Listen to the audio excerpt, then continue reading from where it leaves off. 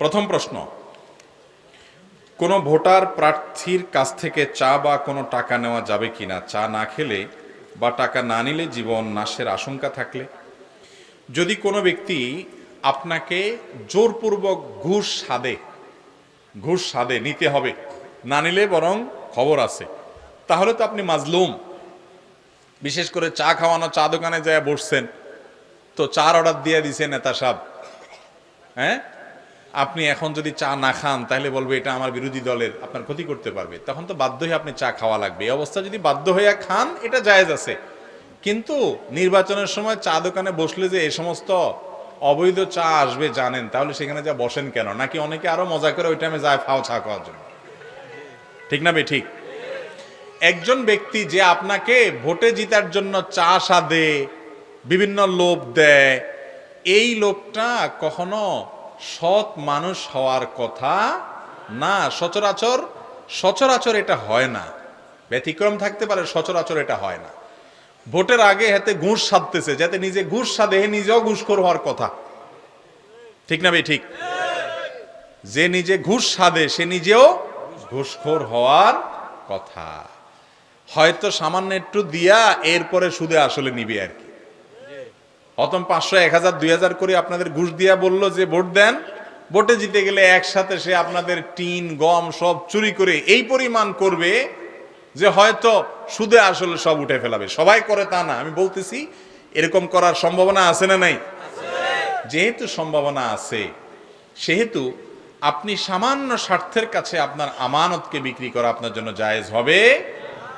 চা দোকানে আগে থেকে বসা ছিলেন, নেতা সাহেব এসে চা অর্ডার দিয়ে দিছে, এখন না খাইলে বিপদ আছে, হ্যাঁ, সে মাইন্ড করবে, ক্ষতি করতে পারে, তাহলে চা খাবেন। আর ভোটটা যে উপযুক্ত হয় তাকেই দিবেন। চা খাক আর না খাক, সে চা খাওয়াক আর না খাওয়াক, ভোটটা জায়গা মতো দিলেন। তাহলে সেক্ষেত্রে আর আপনি এ চা খাইয়া যে কোনো 2 নম্বরই করলেন সেরকম কিছু ঘটলো না। কথা কি বুঝাতে পারছি? কিন্তু এটা অনৈতিক।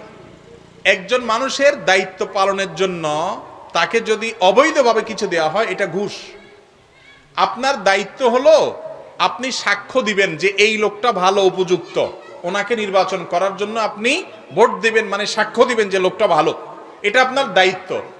আপনার দায়িত্ব পালন করতে গিয়া তার কাছ থেকে পয়সা নিলেন, নিয়া তারে আপনি ভোট দিলেন, এটা স্পষ্ট প্রতারণা, জাতির সাথে বেঈমানি, এলাকার মানুষের সাথে বেঈমানি। 1000, 2000 টাকার বিনিময়ে ভোট বিক্রি করে দিলেন।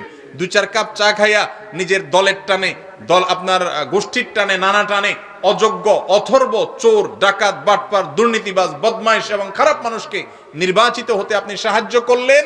এই লোক নির্বাচিত হয়ে যত কুকাম করবে তার সমস্ত কুকামের একটা ভাগ আপনাকেও পাইতে হবে, কারণ আপনি তাকে অন্যায় করতে সহযোগিতা করেছেন। একজনকে হত্যা করার জন্য ছুরিটা আগায় দিলেন, এটা যেরকম অপরাধ, একজন দুর্নীতিবাজ, একজন চোর বাটপারকে নির্বাচিত হতে আপনি যদি সাহায্য করেন, সেটাও একই রকম অপরাধ। কথাগুলো আমি আমভাবে বলছি, সাধারণভাবে বলছি। এই জন্য তুলনামূলকভাবে যে লোকটা ভালো, যোগ্য, যে লোকটা অন্যদের তুলনায় ভালো, সে জিতুক না জিতুক, হারুক, কে কারা, এসব দেখা দেখি নেই। আপনি সে উপযুক্ত মানুষটাকে কি করতে হবে, আপনার সামনে আপনার দেশের মানুষের স্বার্থ, সমাজের স্বার্থ, এলাকা মানুষের স্বার্থ, একজন মুসলমান হিসেবে ইসলামের স্বার্থ যদি সংরক্ষিত থাকে, সেটাকে আপনাকে কি দিতে হবে, প্রায়োরিটি দিতে হবে। এখন তো নির্বাচনের সময় আমি বিভিন্ন জায়গায় গিয়ে দেখতেছি, আল্লাহুল মুস্তাআন, আল্লাহ মাফ করুক, এটা আগে এতটা দেখা যায় নাই। যত মেম্বার, চেয়ারম্যান, মেয়র যে যেটাতে দাঁড়াচ্ছে, তাদের মাইকিং এর নামে যে সমস্ত গান বানায় আনায়া, এই গান যে শুনবে তাকেও শোনায়, যে শোনাবে না তাকেও শোনায়, মাইক সামনে একটা পিছে একটা, 10টা 20টা নামায়া শুনাইতেছে। গান শুনবি না মানে গান শুনতে শুনতে মারে ফেলাবে। যারা এরকম অত্যাচার করে, এটা তো এক রকমের অত্যাচার। ভাই, তুমি ভোটে দাঁড়াইছো, তুমি জানাইছো, পোস্টার লাগাইছো, জানছি, আমি তোমাকে বিবেচনা করব, তুমি তোমার ব্যাখ্যা বিশ্লেষণ দাও, তুমি তোমার বক্তব্য বলো, শুনবো। তোমার মাইকের মধ্যে গান লাগাই দিয়া, মিউজিক দিয়া হারাম গান শুনতে আমাকে বাধ্য করছো, এই অধিকার তোমাকে পৃথিবীর কোন সংবিধান দিতে পারে? তুমি আমাকে জোর করে আমার কানে গান শোনাবা এবং আমার ব্যক্তিগত কথাবার্তা পর্যন্ত বন্ধ করবা, এটা কোনোদিন কারোর রাইট হতে পারে না, হওয়ার কথা না। অথচ এখন ইলেকশনে যারাই দাঁড়ায়, যেই দাঁড়ায়, মানে গান বাজনার চোটে এলাকাতে বসে একটু মোবাইলে কথা বলার পর্যন্ত সুযোগ নেই। ঠিক না বেটি?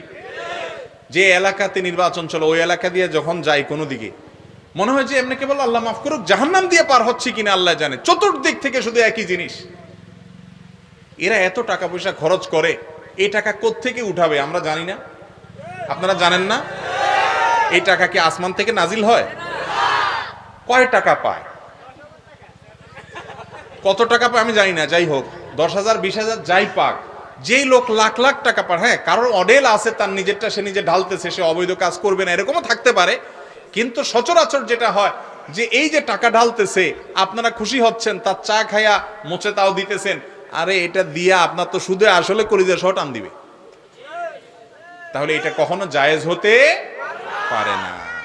নির্বাচনের প্রচারণার নামে এই যে অত্যাচার, এই যে অবিচার, এই যে শব্দ দূষণ, মাহফিলের ব্যাপারে কত কথা আপনাদেরকে সবক শোনায় অনেক সুশীলরা। আরে ভাই, মাহফিলের কথা তো আলেমরাও বলেন যে গভীর রাত পর্যন্ত মাইক দূর দূরান্তে লাগায় মাহফিল করবেন না, এটা ইসলামের শিক্ষা না, মানুষের ঘুমের ক্ষতি করা যায় না, মাহফিল করতে গিয়ে মানুষের ঘুমের ক্ষতি করা যায় আছে। কিন্তু মাহফিল তো একটা এলাকাতে হয়, কিন্তু নির্বাচন যখন হয় তখন পুরা এলাকাতে, এই যে 31st নাইট হলো কালকে, গোটা শহরের কোনো মানুষকে ঘুমাইতে দেওয়া হবে না, এইভাবে গোটা শহরটাকে আপনার বিকট শব্দ দ্বারা আতঙ্কিত করা, এটা কোনো সভ্য সমাজের মানুষের কাজ হতে পারে না। এই জায়গা থেকে আমাদের বেরিয়ে আসা দরকার কি দরকার না? আল্লাহ তাআলা আমাদের মধ্যে সেই চেতনা যেন জাগ্রত হয়, সেই তৌফিক দান করুন। ভাইরা, প্রকাশ হয়তো ভালো বা মন্দ হতে পারে, কিন্তু আমাদের সবাইকে স্বীকার করতে হবে এটা কোনো সিস্টেম, এটা কোনো ভদ্রতা, এটা কোনো ভালো নিয়ম হতে পারে না। এখান থেকে বেরিয়ে আসার জন্য আমাদের সবাইকে উদ্যোগী হতে হবে। আল্লাহ তাআলা আমাদেরকে তৌফিক দান করুন। নির্বাচনের প্রার্থীদেরকে রিকোয়েস্ট করবেন যে ভাই, নির্বাচনে দাঁড়াইছেন ভালো কথা, এই অত্যাচার করে কানটা ফাটায় ফেলায়েন না, একটু শান্তি মতো বাঁচতে দেন। আসি কি করবেন সেটা তো আগে থেকেই বুঝতেছি, আমি সবার কথা বলতেছি। অতএব আমাদের প্রার্থীদেরকে আল্লাহ তাআলা হেদায়েত দান করুন, আর ভোটারদেরকে আল্লাহ হেদায়েত দান করুন। একটু জোরে বলেন নিজেদেরটা। নিজেরা 2 নম্বর পথে পয়সা করে খাইবে না, চা পানি খায় 2 নম্বরই করবেন, আর শুধু ওই প্রার্থীদের ব্যাপারে খুব আপনার ঝাল তুলবেন, তা তো হবে না। প্রার্থী যারা হবে তারা তো আমাদেরই একজন, নাকি আমাদেরই কিছু লোক। অতএব আমরা সবাই যখন খারাপ হবে সেখান থেকে ভালো কিছু করতে আসবে। আল্লাহ তাআলা আমাদের জনপ্রতিনিধিদেরকে মানুষের সেবা করার তৌফিক দান করুন, ওনারা যেন ভালো কাজ করতে পারে সেই তৌফিক দান করুন, ওনারা যেন আল্লাহর কাছে দাঁড়াতে হবে সেই কথা ভুলে না যান সেই তৌফিক দান করুন। একই তৌফিক আল্লাহ আমাদেরকেও ভোটারদেরকেও দান করুন। প্রশ্ন হলো, অবিবাহিত ইমামের পিছনে জুমার নামাজ ও পাঞ্জেগার নামাজ পড়া যাবে কি না? কি বলেন, আপনাদের কি জানা আছে? অবিবাহিত ইমামের পিছনে নামাজ পড়া যাবে কি না যাবে না? আমি একটা কথা সবসময় বলি, যত মাসআলার খোঁচাখুচি, একটা হলো মাসআলা জানা, জিজ্ঞেস করা, এটা তো ভালো জিনিস, কিন্তু মাসআলার খোঁচা বুঝেন মানে হলো বিভিন্ন মাসালা দিয়ে খোঁচানো আর কি, অযথাই। এটা আমাদের দেশে 2 শ্রেণীর মানুষের পিছনে মানুষ করে। এক হলো হুজুরদের পিছনে, বিশেষ করে ইমাম সাহেব মুয়াজ্জিন সাহেব বলে বেচারাদের পিছনে, আরেক হলো মহিলাদের পিছনে। মহিলাদের জন্য আজগুবি আজগুবি সব মাসালা বাইর করে, হ্যাঁ, আর ইমাম মুয়াজ্জিনদের পিছনে। ভাইরে, কেউ বিয়ে করা ছাড়া নামাজ পড়তে পারবে কিনা কোনো সন্দেহ আছে? বালেগ হয়ে গেছে, বিয়ে করে নাই, তার নামাজ আছে না নাই? তাহলে ইমাম সাহেবের পর প্রশ্ন আসলো কেন? আপনি যদি মুসল্লি হইতে পারেন, মুক্তাদি হইতে পারেন, ইমামতিও করতে অসুবিধা নাই। আমাদের অনেক ভাইরা মনে করেন যে না, ইমামতি করতে হলে হইতে হবে, বিয়ে করতে হবে, অবিয়েত্তা মানুষের পিছনে ইমামতি হয় না। এটা কোনো কথা হলো? অবিয়েত্তা মানুষের জন্য ইমামতি হবে না?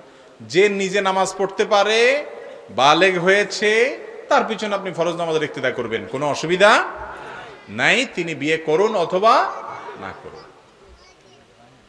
এখন যদি বলেন যে বউ না থাকলে আপনি তার পিছনে নামাজই পড়বেন না, এক বেচারা ইমাম সাহেব তার বউ মরে গেছে, কি হবে, তার চাকরি চলে যাবে? এটা তো কোনো কথা না।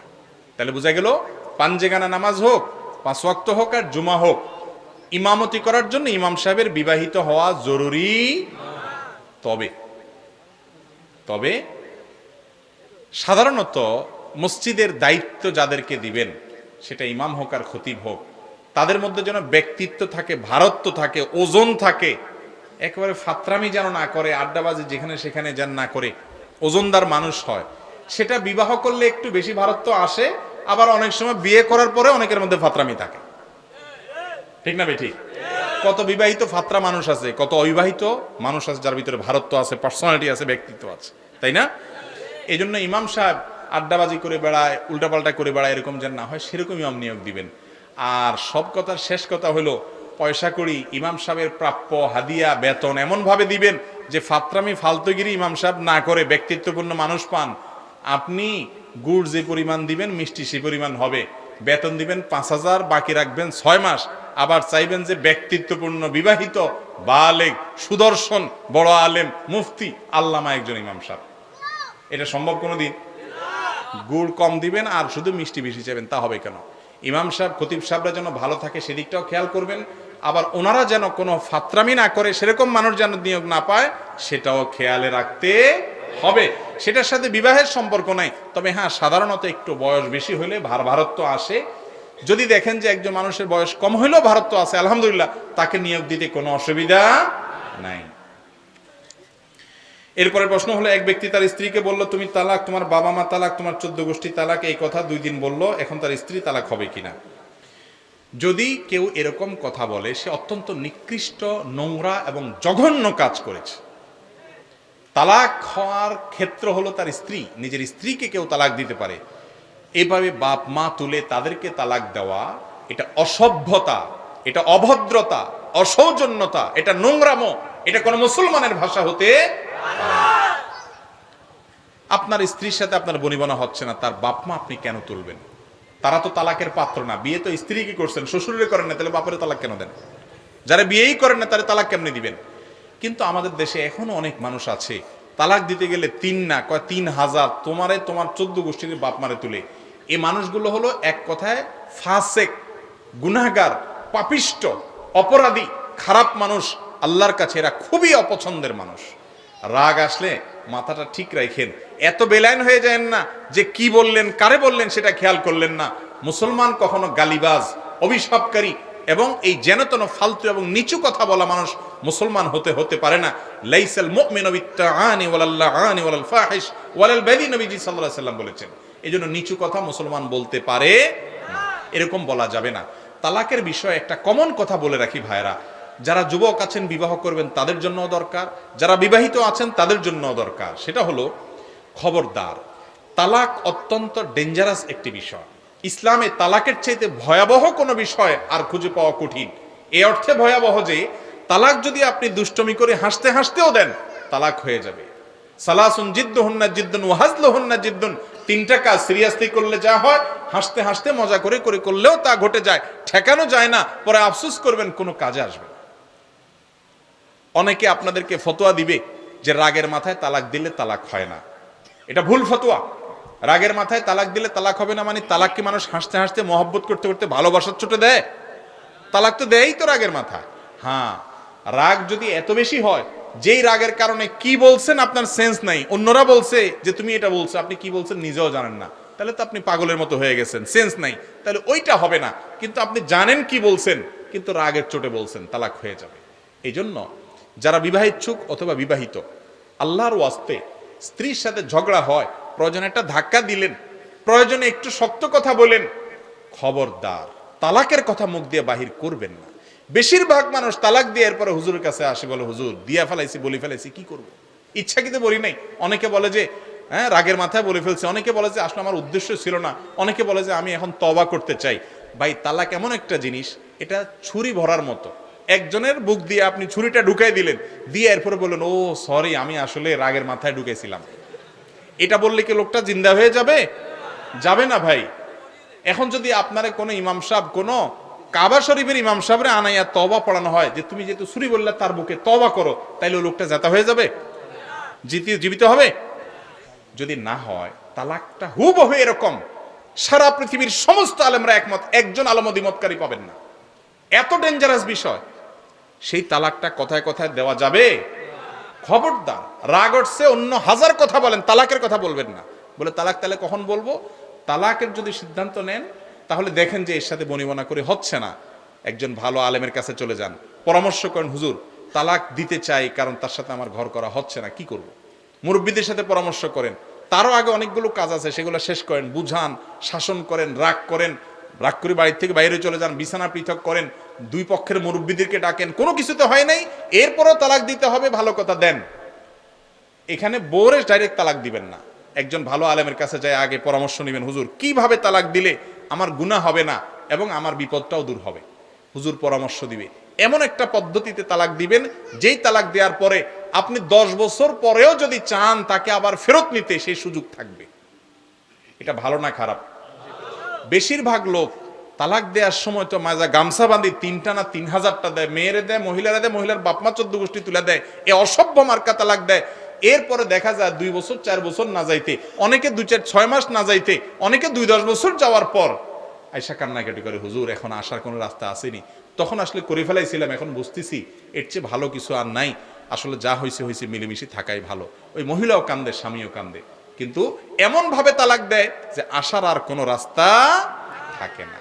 কোন হুজুরের তওবা পড়ালে কি তালাক উঠে যায়? তাহলে তালাক দেওয়ার আগে সাবধান থাকবো তো ইনশাআল্লাহ। একজন মেয়ে নিজের বাপের বাড়ি থেকে আপনার বাড়িতে আসছে, মানুষ তো দোষ আছে, ত্রুটি আছে, ভুল আছে, ভ্রান্তি আছে, আপনি কথায় কথায় তালাকের কথা বলতেছেন, তালাকের কথা বলতেছেন। কিছু ছোট লোক বন্ধু আছে, ছোট লোক বন্ধু চিনেন? ছোট লোক বন্ধু হলো কিছু হইলে দোস্তরা বলে না তোর সাথে আর কোনো যোগাযোগ না, সব তোর সাথে কোনো কথা নাই, কাট্টি মাট্টি দিয়া 14 গোষ্ঠী শেষ।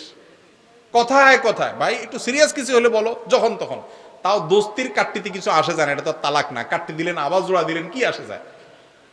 এর চাইতে বড় ছোট লোক হলো ওই পুরুষ যে পুরুষ কথায় কথায় স্ত্রীকে তালাক দেয়। একইভাবে ওই মহিলাও ছোট লোক যে মহিলা কথায় কথায় স্বামীকে হাইকোর্ট দেখায়। হাইকোর্ট দেখানো বুঝেন? আরে থাকো তোমার সংসার রাখো, আমি আমার বারবার গেলাম। এই দুইটার কোনোটাই ভালো। স্বামী স্ত্রী যত মিলেমিশে থাকে আল্লাহ তাআলা তাদেরকে তত পছন্দ করেন। একসাথে থাকতে গেলে দুইটা পাতিল বাড়ি খাবেই, অসুবিধা হবেই। উস্কানি না মানুষের অভাব নাই, বহুত লোক উস্কানি দিবে, বলবে আরে বাদ দে কত আছে, এরপরে যখন ফাঁসি যাবেন এদের কাউকে খুঁজে পাবেন না। এই জন্য মিলেমিশে থাকার চেষ্টা করতে হবে। আল্লাহ আমাদের তৌফিক দান করুন। এরপরে প্রশ্ন হলো, যে মাঠে মাহফিল হয় সে মাঠে ব্যায়ামের উদ্দেশ্যে ক্রিকেট খেলা জায়েজ আছে কিনা? ও মূল প্রশ্ন উত্তর তো মনে হয় কিছু অংশ বাদ আছে। যদি কেউ তার স্ত্রীকে তালাক দেয় একবার, এরপরে আবারও তালাক দেয়, প্রথমবার যদি এক তালাকের নিয়ত করে সে তালাক দেয়, পরে আবার যদি দিয়ে থাকে, তাহলে তার আরেকটা তালাক দেয়া পর্যন্ত সংসার করতে পারবে। কিন্তু এই ইন্ডিভিজুয়াল তালাকের মাসআলা এরকম সংক্ষিপ্ত প্রশ্ন উত্তরে জানবেন না, আমরা শুধু মূলনীতি বলার চেষ্টা করি এসব জায়গায়। আপনার তালাকটা হয়েছে কিনা, কতটুকু হয়েছে, কতদিনের গ্যাপে হয়েছে, কি করেছেন, কি বলেছেন, কি নিয়ত ছিল, এগুলো একজন ভালো মুফতির কাছে গিয়ে বিস্তারিত বলে তারপরে সমাধান আনবেন, তাহলে ইনশাআল্লাহ সঠিক এবং নিরাপদ সিদ্ধান্ত নিতে পারবেন। যে মাঠে মাহফিল হয় সে মাঠে ব্যায়ামের উদ্দেশ্যে ক্রিকেট খেলা জায়েজ আছে কিনা? জায়েজ আছে, কোনো অসুবিধা নাই। কোনো মাঠে ওয়াজ মাহফিল হয়, ঈদের নামাজ হয়, ভালো ভালো কাজ হয়, সেখানে যুবকরা যদি ক্রিকেট খেলে, উদ্দেশ্য কি? ব্যায়াম, শারীরিক ব্যায়াম।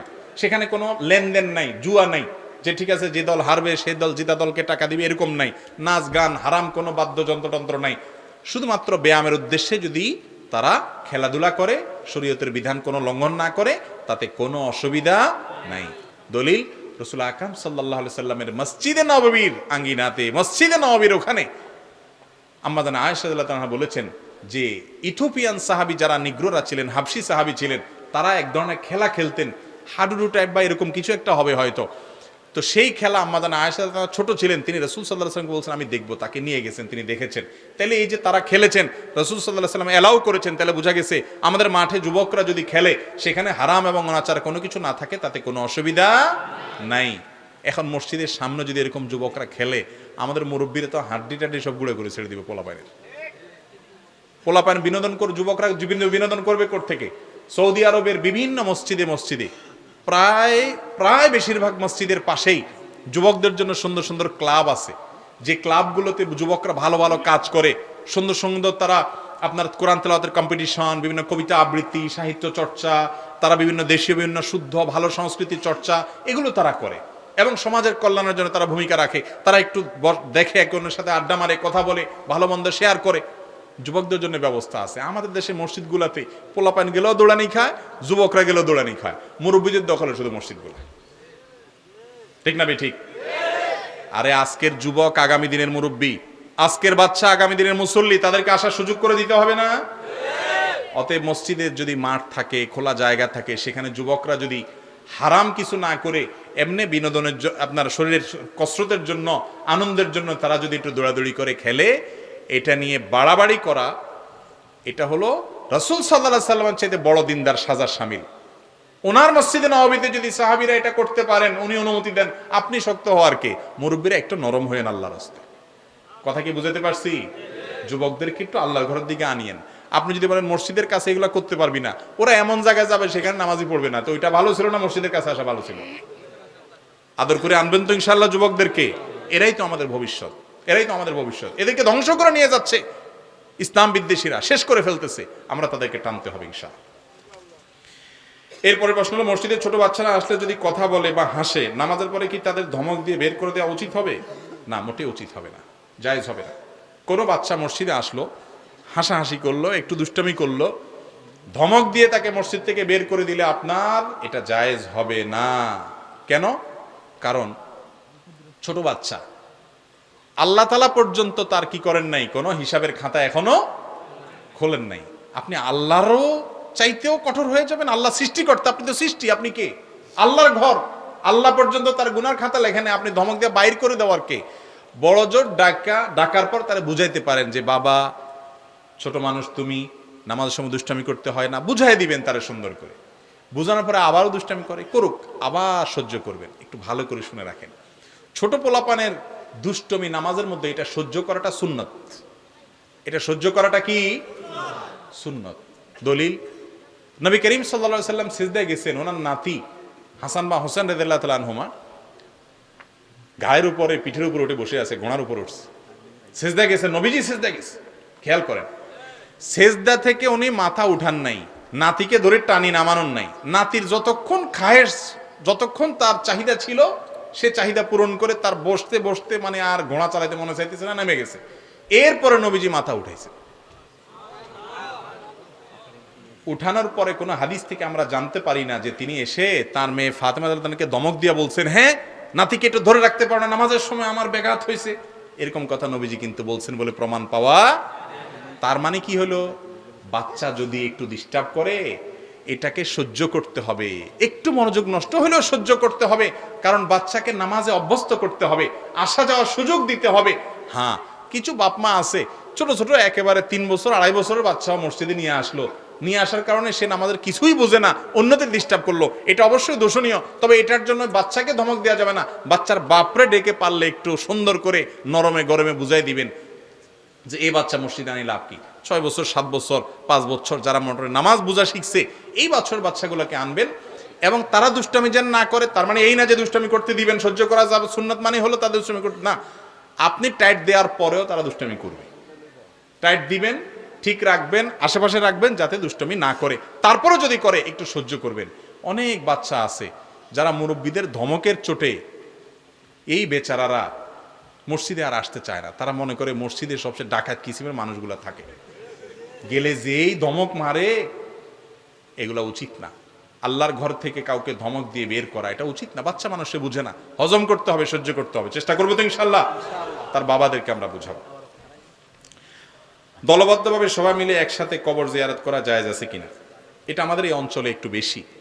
কবর জিয়ারত এটা ব্যক্তিগত আমল, এটা দলবদ্ধভাবে করতে হবে এমন কোনো ফরম্যাট হাদিসে নির্দেশ দেওয়া হয় নাই। আপনার কবর জিয়ারত দরকার, আপনি করবেন, আরেকজনটা আরেকজন, কয়েকজন মিলে গেলে যার যারটা শেষে করবে। একজন আপনার দোয়া পড়বে, সাথে সবাই আমিন আমিন বলবে, এরকম মিছিলের সাথে দলে মিলে মিলে আপনার গ্রুপ ওয়াইজ এরকম কোনো কবর জিয়ারতের কথা কোরআন হাদিসে বলা হয় নাই। যার যার মতো সে কবরবাসীকে কি করবে? সালাম পেশ করবে। সালামুন আলাইকুম দারা কওমিন মুমিনিন ওয়া ইন্না ইনশাআল্লাহু বিকুম লাহিকুন নাসআলুল্লাহ লানা ওয়া লাকুমুল আফিয়াহ। হে কবরবাসীরা, তোমাদের জন্য শান্তি কামনা করি। তোমরা আগে চলে গেছো, আমরা তোমাদের পিছে এই জায়গায় আসতেছি, তোমাদের জন্য আল্লাহর কাছে শান্তি এবং আফিয়ত কামনা করি। এই দোয়া করবেন তাদের জন্য, এটা সুন্নাত। বাস, কবর জিয়ারত হয়ে গেল। এটার জন্য দল বেঁধে যাওয়া কোনো আবশ্যক না। দল বেঁধে যাওয়াটাকে যদি সিস্টেম বানিয়ে নেওয়া হয়, সেটা বেদাত পর্যন্ত চলে যেতে পারে। কথা কি বুঝাতে পারছি? এরপরের প্রশ্ন, ব্যাংক থেকে লোন নিয়ে যে টাকা দিয়ে ব্যবসা করা হয়, সে ব্যবসা হালাল হবে কিনা? সুদী ব্যাংক থেকে সুদ ভিত্তিক লোন নিয়ে যদি ব্যবসা করা হয় তাহলে সেই ব্যবসা কি হবে না, হালাল হবে না। সেই ব্যবসা এবং সে ব্যবসার উপার্জন খাওয়া জায়েজ হবে না। আল্লাহ তাআলা সুদকে হারাম করেছেন, সেজন্য আপনি হালাল যদি লোন নেন, সুদমুক্ত লোন নেন, সেটা জায়েজ হবে। অনেকে বলে দোকান খোলার পরে সর্বপ্রথম যদি বাকি বিক্রি করে তাহলে ওই দিন অশুভ হবে, এই কথা সঠিক কিনা? এটা ঈমান বিরোধী এবং শিরকপূর্ণ বিশ্বাস। ঈমানদার মনে করবে ভালো এবং মন্দ এটার একমাত্র মালিক আল্লাহ তাআলা।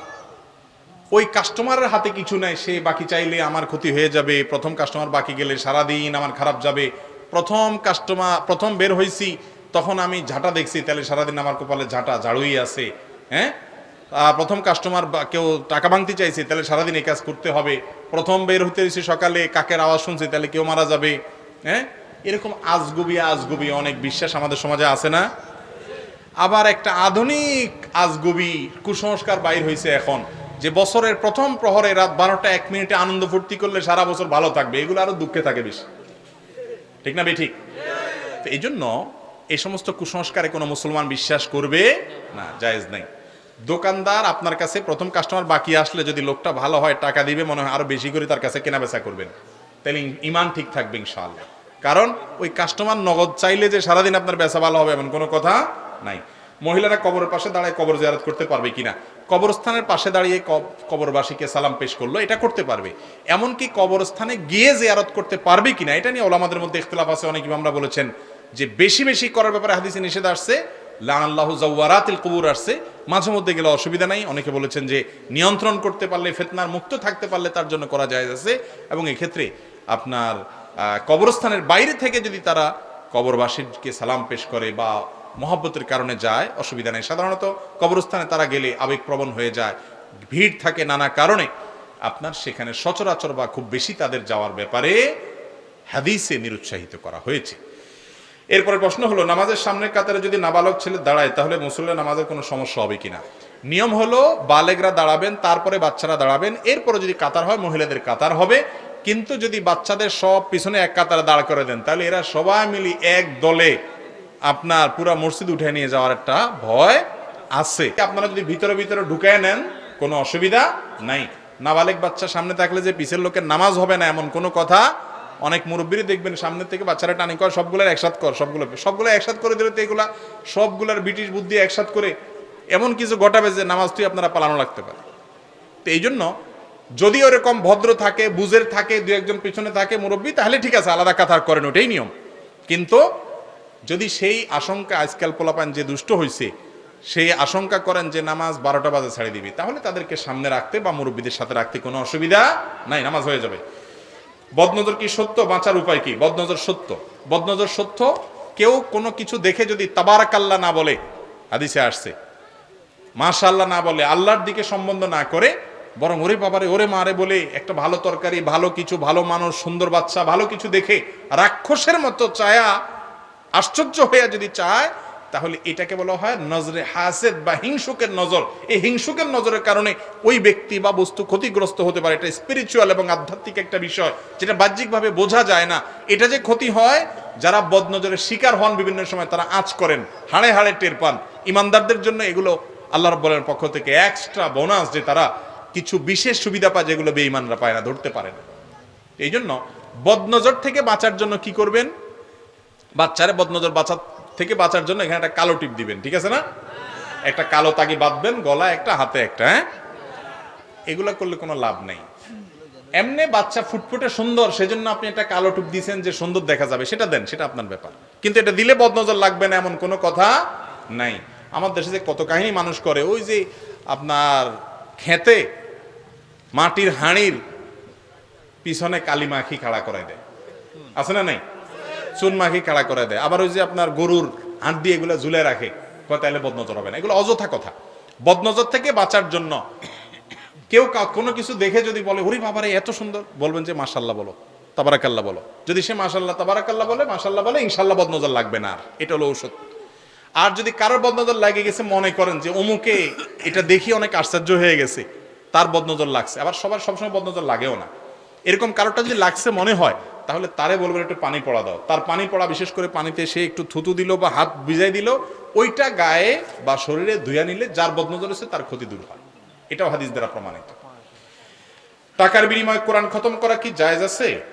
কোরআনে খতম টাকার বিনিময়ে করা জায়েজ নাই। যে কোরআন পড়বে সবটা তার হবে। লাইসাল ইনসানে ইল্লা মা সাআ, যে যতটুকু আমল করবে সে তার বিনিময় পাবে। পয়সা আপনি দিবেন আর আমি কোরআন পড়বো, সব আপনার অ্যাকাউন্টে জমা হবে, এরকম কোনো সিস্টেম আল্লাহর এখানে নাই। দুনিয়াতে এগুলা চলে, সওয়াবের কাজে এগুলা চলে না। আপনি হুজুরে আনি খতম পড়ায় টাকা দিলেন, সওয়াবও পাইলেন না, টাকাটাও গেল, আমসালা দুইটাই গেল। নিজের কোরআন তেলাওয়াত নিজে করবেন, হুজুরেরটা হুজুর করবে। কথা কি বুঝাতে পারছি? হুজুরের কাছ থেকে কোরআন শিখবেন, কোরআন শিখতে সহযোগিতা করবেন। কোরআন কিনে দিলেন, তালেব ইলমদেরকে হাদিয়ে দিলেন, সেটা ভিন্ন জিনিস। কিন্তু হুজুর কোরআন হলেন, সবটা আইসামো আমাদের টেয়া লই যান, এরকম কোনো সিস্টেম নাই। এগুলা অযথা। পণ্যের সাথে থাকা কোম্পানির গিফট দোকানদার ভুলে না দিলে রেখে দিতে পারবে কিনা? দোকানদার যদি ভুলে দেয় নাই, এই চিপস কিনলের সাথে একটা খেলনা আছে, দিতে মনে নাই, চলে গেছে, তাহলে ওটা পরে পৌঁছা দিতে হবে। যদি তার আর খুঁজে পাওয়া না যায় বা চিনা না যায়, তাহলে অন্য কাউকে দান করে দিবে। দোকানদার নিজে সেটা ভোগ করা জায়েজ হবে না। যারা মুদি দোকান করেন দেখবেন কোম্পানি কত কিছু গিফট দেয়, ডিব্বা দেয়, চামচ দেয়, বাটি দেয়, এটা দেয়, সেটা দেয়। এদের বাড়িতে ওরস, এই জিনিসগুলো তো মূলত জিনিসের সাথে আসছে, এটা তো কাস্টমারের পাওনা। কাস্টমাররা না দিয়ে সেগুলো আপনি রেখে দিতে আছেন, জায়েজ হবে না হারাম হবে? আমরা অনেকে হারাম খাই কিন্তু টের পাই না। শুধু সুদখোর ঘুষখোর বললে আমরা চিল্লায় উঠি, মনে করি এদেরকে হুজুর বাঁশ দিয়ে দিছে। আমরা নিজেরাও যে বহুভাবে বাঁশ খাই, সেটা আমরা টের পাই না। এবার মানুষের হক নষ্ট করা যাবে? যাবে না, দিয়ে দিতে হবে তাদের। পুরুষের চুল রাখার তরিকা কি, কিরকম সুন্নাহ? পুরুষ চুল রাখবে তিনভাবে রাখা সুন্নত। এক হলো চুল বড় রাখবে কান পর্যন্ত, কাঁধ পর্যন্ত, এই মাঝ পর্যন্ত, কাঁধ পর্যন্ত, জুম্মা লিম্মা অফরা, জুম্মা লিম্মা অফরা। আর যদি এই তিনটার কোনোটা না রাখেন, তাহলে পুরা মাথা ছোট করবেন, পুরা মাথা সমান করবেন। আর যদি আপনি একদিকে লম্বা, আরেক দিকে চাচি ফেলছেন, একদিকে একেবারে নাই, আরেক দিকে একটু আছে, বিভিন্ন খেলোয়াড়দের সাথে মিল রেখা, এটাকে হাদিসে বলা হচ্ছে কাজা। কাজা নবী সাল্লাল্লাহু আলাইহি ওয়াসাল্লাম নিষেধ করেছেন এই ধরনের চুল রাখার ক্ষেত্রে। এটা গুনাহ, এটা জায়েজ নাই। তাহলে চুল রাখার সুন্নাহ পদ্ধতি জানলাম, জায়েজ পদ্ধতি জানলাম, গুনার পদ্ধতি জানলাম, তিনটাই জানলাম। তিন ভাবের একভাবে রাখা সুন্নাত, আর পুরা মাথা যে কোনো সাইজে একরকম করে রাখলেন, এটা হলো জায়েজ। আর একদিকে এক এক রকম, আপনার ওই যে বান্দরের মতো এক একটা এক রকম করে রাখলেন, এটা হলো না জায়েজ এবং গুনাহ, হাদিসে নিষেধ আছে। বাইরে প্রত্যেকটা কাজের জন্য আল্লাহর কাছে হিসাব দিয়ে করতে হবে। মরবেন, কবরে যাইতে হবে। হক হালাল, হালাল হারাম যে বেঁচে চলবে তো ইনশাআল্লাহ।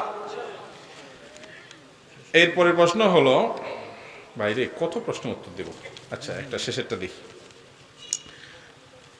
জামাতে নামাজ পড়ার সময় অনেক সময় দেখা যায় ইমাম দুদিকে সালাম ফিরিয়ে ফেলেছেন, কিন্তু মুক্তাদি দেরি করে পরে সালাম ফিরিয়েছেন। প্রশ্ন হলো মুক্তাদির নামাজ হবে কিনা? হবে, কোনো অসুবিধা নেই। বিশেষ করে ইমাম সালাম ফেরানোর সাথে সাথে যদি দুদিক ফিরেছেন, তারপরে আপনি সালাম ফিরেছেন, তাতে আপনার নামাজের কোনো অসুবিধা হবে না। বরং অনেক ইমামদের মতে, অনেক ওলামাদের গবেষণা ইজতিহাদ অনুযায়ী ইমাম দুই দিকে সালাম ফিরানো, দুই দিক মিলাইয়া হলো একটা আমল, এটার পরেই মুক্তাদি শুরু করবে। বুঝাচ্ছে কথা? এর ভিন্ন মত আছে, সেটা বলছি না। মূল প্রশ্নের উত্তরে যাচ্ছি যে সালাম, ইমাম দুই দিকে সালাম ফেরানোর সাথে সাথে আপনি ফিরে ফেলছেন বা পরপরই আপনি ফেলেছেন, সামান্য বেশি গ্যাপ হয় নাই, খুব বেশি গ্যাপ হয় নাই, সামান্য গ্যাপ হয়েছে, তাতে নামাজ হবে, কোনো অসুবিধা নাই। এমন তো অনেক হাদিস আছে যেখানে বলা হয়েছে মুসলমানের পরস্পর ভাই ভাই, এক মুসলিম অন্য মুসলিম এক মুসলিম অন্য মুসলিমের সাথে 3 দিনের বেশি কথা বলে থাকতে পারে না, বলে থাকতে পারে না। প্রশ্ন হলো, বর্তমানে আমরা দেখি যে ভাই ভাইয়ের শত্রুতা সবচেয়ে বেশি। ভাই তার আপন ভাইয়ের সাথে একটা সময় সম্পর্ক ভাইয়ের মত খারাপ হয়, তবে ইসলাম কেন মুসলমানদেরকে পরস্পর ভাইয়ের মতো হতে বলেছে? হ্যাঁ, এটা তো ঠিক যে আমরা আমাদের সমাজে হয়ে গেছে এরকম যে ভাই মানে হলো কমন শত্রু, এর সাথে লাগালাগি থাকবেই। ভাই, আসল কথা হলো যে ভাই হলো দুনিয়াতে সহপাঠীদের মধ্যে সবচেয়ে আপন, সবচাইতে কি আপন। অতএব সবচাইতে আপন মানুষ যেহেতু ভাই, বিধায় এই সবচাইতে আপন মানুষের সাথে সবচেয়ে আপন মানুষের মতো আচরণ করতে হবে, ভালো থাকতে হবে এবং সুন্দর আচরণ করতে হবে।